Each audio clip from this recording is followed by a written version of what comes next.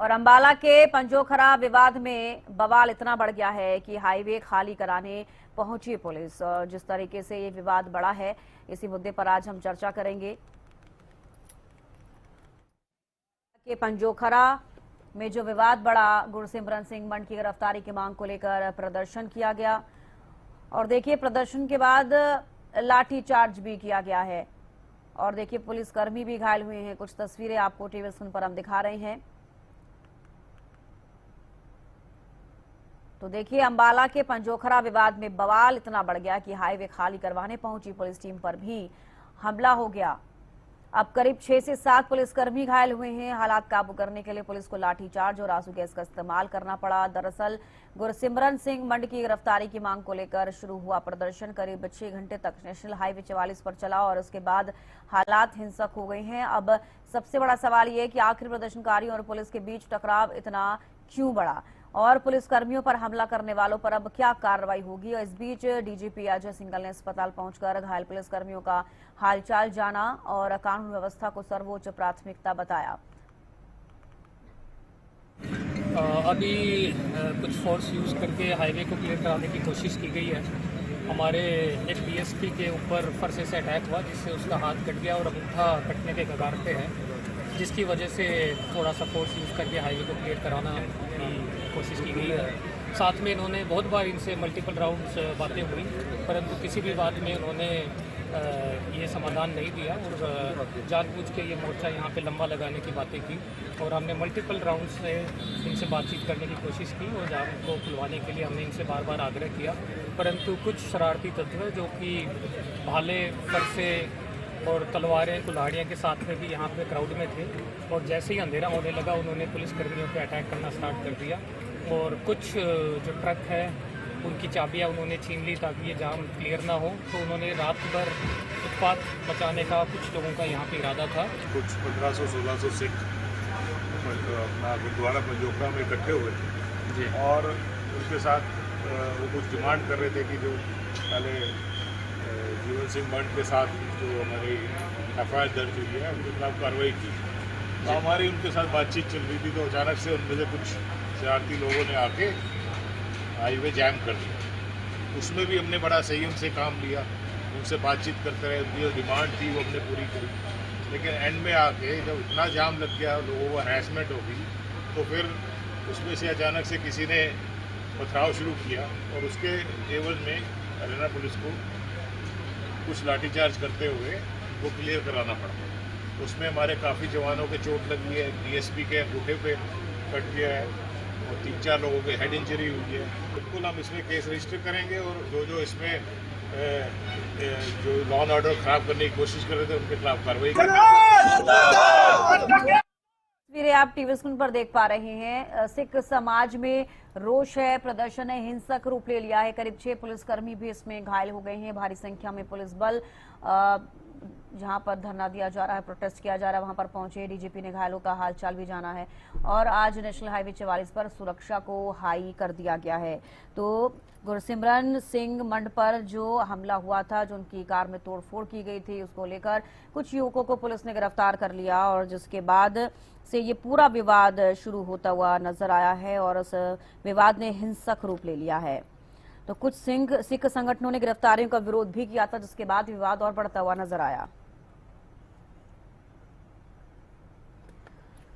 और इसी मुद्दे पर ज्यादा बातचीत के साथ हमारे साथ जो मेहमान जुड़े हुए हैं उनसे एक बार आपका रूबरू करवा देती हूँ। रामराजी शर्मा बीजेपी प्रवक्ता हमारे साथ जुड़े हैं, सर आपका बहुत स्वागत है। कांग्रेस प्रवक्ता बजरंग जी हमारे साथ, सर आपका भी बहुत स्वागत है। और इनेलो प्रवक्ता ओंकार सिंह जी भी हमारे साथ जुड़े हैं, आप सभी का बहुत स्वागत है। और सबसे पहले रामराजी जी मैं आपका ही रुख करना चाहूंगी। आपने देखा कि अंबाला में किस तरीके से प्रोटेस्ट किया जा रहा है।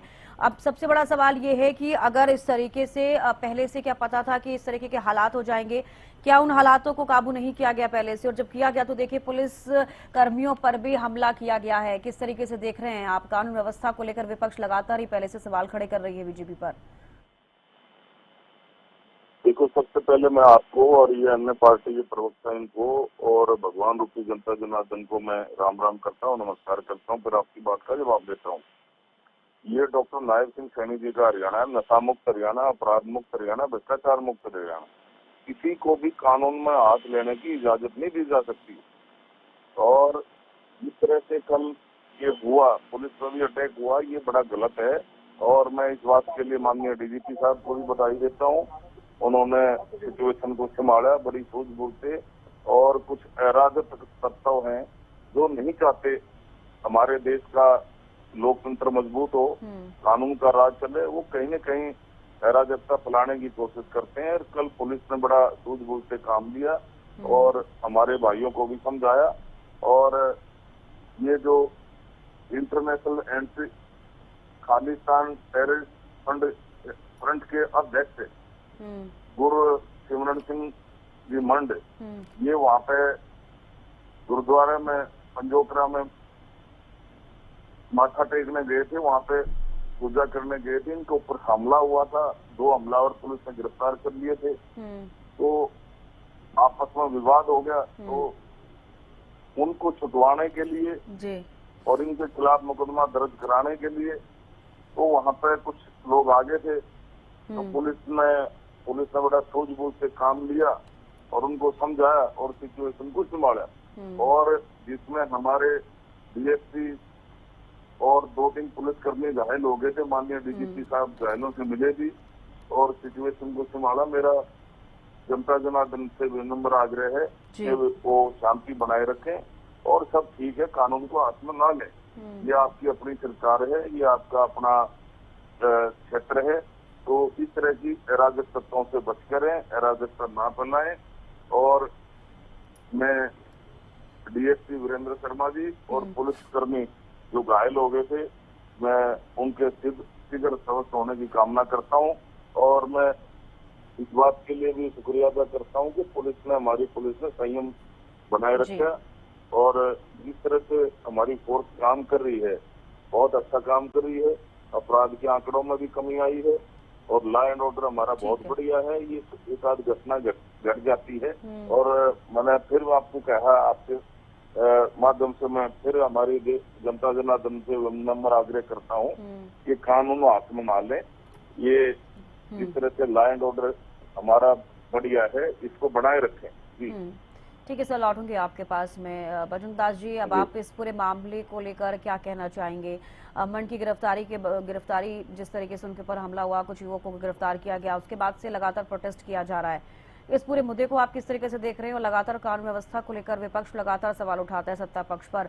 अब यहाँ आप क्या कमी मानी जा रही है आपके द्वारा? ये किसी को भी कानून अपने हाथ में लेने का अधिकार नहीं है।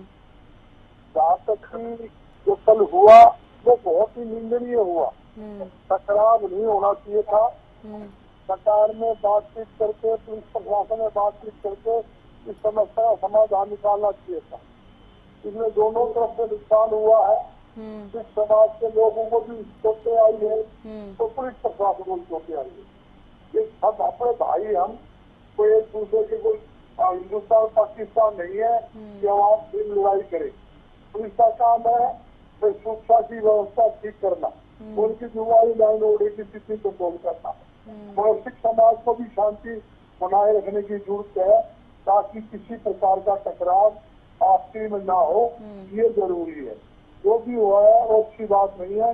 इस भी सरकार को पुलिस प्रशासन बातचीत के जरिए इस समस्या का समाधान निकालना चाहिए ताकि भविष्य में इस प्रकार का कोई टकराव ना हो, ये जरूरी है। ये कहते हैं भाई मुख्यमंत्री नायक सैनिक हरियाणा, नशा मुक्त हरियाणा, अपराध मुक्त हरियाणा। अपराध मुक्त है, अपराध तो दुनिया भर का डेली 4 मर्डर हो रहे हैं, डेली लूटपाट, हत्या फरोख्ती की वारदात हो रही है। आज 12 दिन हो गए बिहार में वो जीवन का मर्डर हुए, आज तक उसको हमें अपराधी को नहीं छोड़ा के अंदर। 17 आदमी ने लाशियों से पीट की हत्या कर दी, जबकि उसकी dead body Agarwal medical college के अंदर पड़ी है, उसका आज तक नहीं हो गया। आज पूरा 11 बजे से लेके 2 बजे तक पूरे हरियाणा के अंदर टोल के ऊपर धक्का जाम पे रखा है। जो उनके परिवार के लोगों ने और सारी संगठनों ने जितनी भी हरियाणा में छापे हैं और जितने भी पंचायतें सब के काम कर रही है। मैं तो पूछना चाहता हूँ कि भी हिसार के अंदर वो सोनिया मर्डर कांड हुआ, आज 100 दिन से ज्यादा हो गए, आज तक उसके अपराधी को पकड़ नहीं पाए। 5 करोड़ की प्रॉपर्टी मांगी थी विशाल क्लोथ मार्केट के कपड़े के शोरूम के ऊपर अपने काटपाल जी के। आज तक उसको नहीं पकड़ा, आज महीना हो गया। 2 करोड़ की प्रॉपर्टी सुरेंद्र जानवड़े में मांगी झारखंड। बिल्कुल बजरंग दास जी, देखिए इस तरीके के तो मामले लगातार सामने आ ही रहे हैं जी। तो आप आमतौर पर अब ये कहना चाह रहे हैं साफ तौर पर कि कानून व्यवस्था ही चरमराई हुई है, आप एक शब्द में कहिए जी। और मुख्यमंत्री 0/0 मुख्यमंत्री फैल है। ठीक है सर, मुख्यमंत्री के फैल के कारण ये सारी वारदातें सारे कांड हो रहे हैं। ठीक है बजरंग दास जी, मैं लौटूंगी आपके पास। ओंकार सिंह जी भी हमारे साथ जुड़े हुए हैं। ओंकार सिंह जी, क्या कहना चाहेंगे आप इस पूरे विवाद पर, जिस तरीके से प्रोटेस्ट कर रहे हैं लोग? तो इसका भी बहुत चिंताजनक हालात है। मैं अम्बाला का ही रहने वाला हूँ। मेरे दोनों भाइयों को वास्तविकता तो पता नहीं, ध्यान देने से पहले कम से कम वास्तविकता का पता होना जरूरी है। 8 तारीख को गुरु हरकृष्ण साहब जी का प्रकाश पर्व था। गुरु ग्रंथ साहब जी का गुरुगद्दी दिवस था। 8 तारीख को प्रकाश पर्व था गुरु जी का। उस दिन गुरसिमर मंड वहाँ पे मत्था टेकने आया। गुरु घर के दरवाजे हर एक व्यक्ति के लिए खुले हैं, कोई किसी के लिए बंद नहीं है। मत्था टेको, चले जाओ। वहाँ जाके उसने बोला कि मेरे को वीआईपी दर्शन कराओ। आपको मालूम है गुरुद्वारा साहब में वीआईपी दर्शन होते हैं कहीं? लाइन में लगकर दर्शन करो और चले जाओ। वहाँ पे उसने अपनी सिक्योरिटी को साथ लेकर, क्योंकि उसके पास वाइट सिक्योरिटी है, बदतमीजी करी प्रबंधकों से। प्रबंधकों ने कहा कि आप बदतमीजी नहीं कर सकते, आपने गुरुद्वारा साहब में मत्था टेका और आप चले जाइए। खुद उसने हाथापाई करने की कोशिश करी और गाड़ी दौड़ाई। इस गाड़ी दौड़ाने में कई सिख युवक की टांगे टूट गई।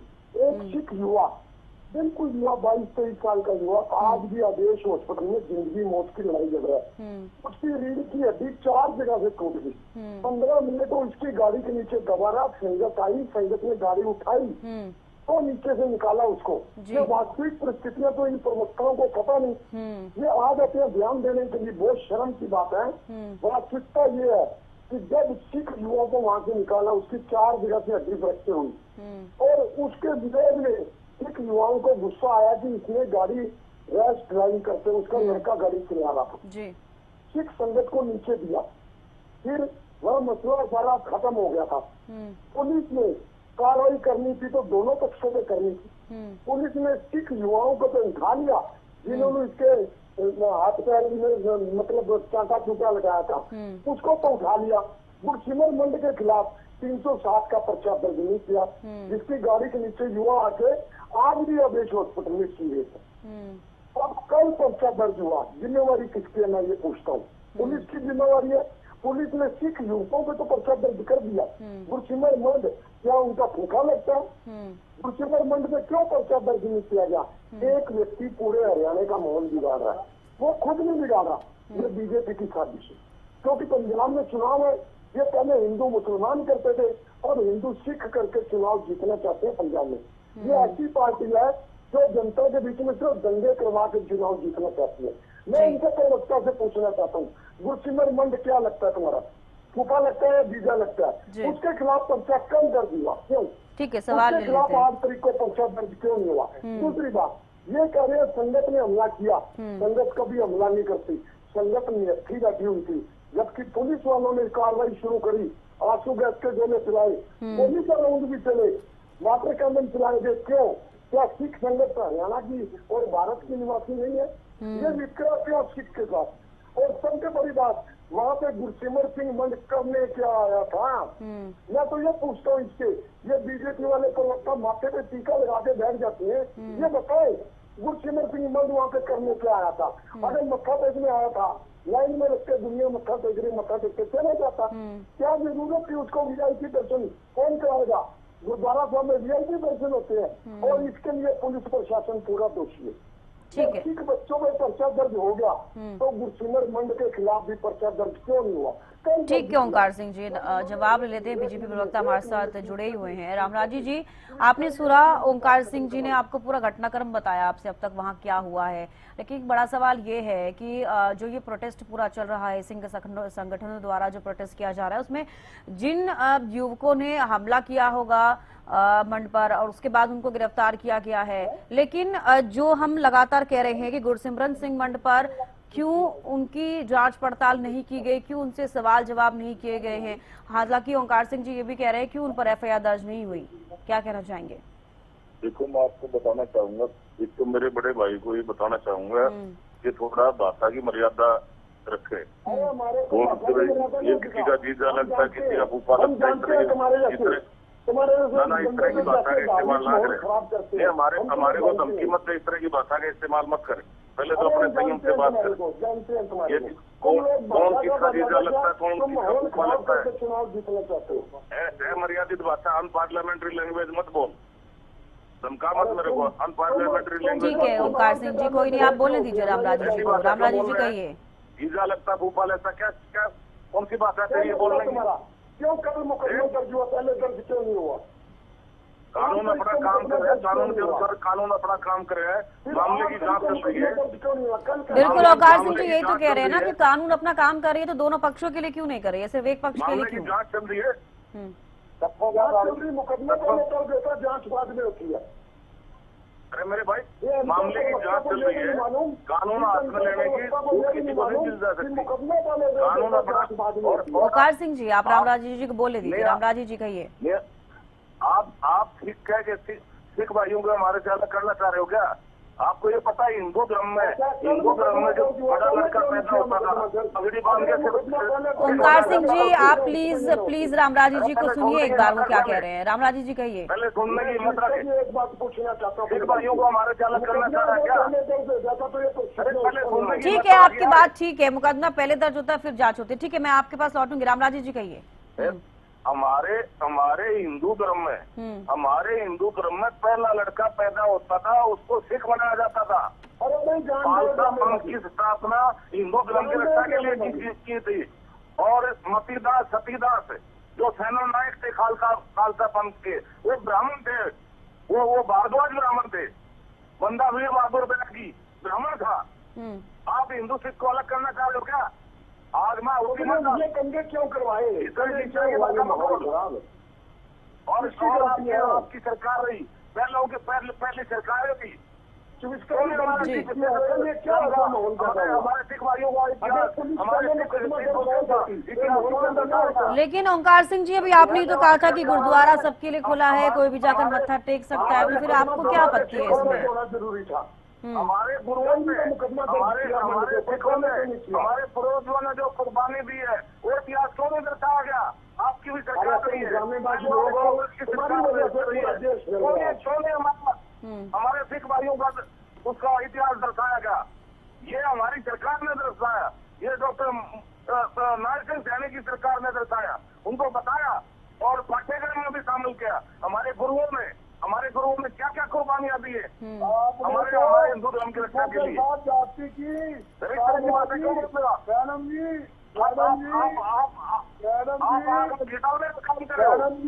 ओंकार सिंह जी, आप कहिए क्या करें। रामराजी जी, आप ओंकार सिंह जी की सुन लीजिए, कहिए। जी कहिए। ठीक है बजरंगदास जी, आपकी आवाज आ रही है मेरे पास। ओंकार सिंह जी ठीक है, आप अपनी बात रखिए, रामराजी जी ने भी रखिए। बजरंगदास जी, आप कहिए, आप क्या कहना चाह रहे हैं मुद्दे पर? मैं कहना चाहता हूँ कि सिखों की बात करते हैं, हमेशा ही सरकार है, भाजपा सरकार ने सिखों के साथ जाति की है। ये वो लोग है, भाजपा सरकार कहती थी तो खालिस्तानी है। आपकी सरकार रही है, आपकी कांग्रेस की सरकार है, सिख इतिहास क्यों नहीं पढ़ा? अरे सिख इतिहास क्यों नहीं पढ़ा?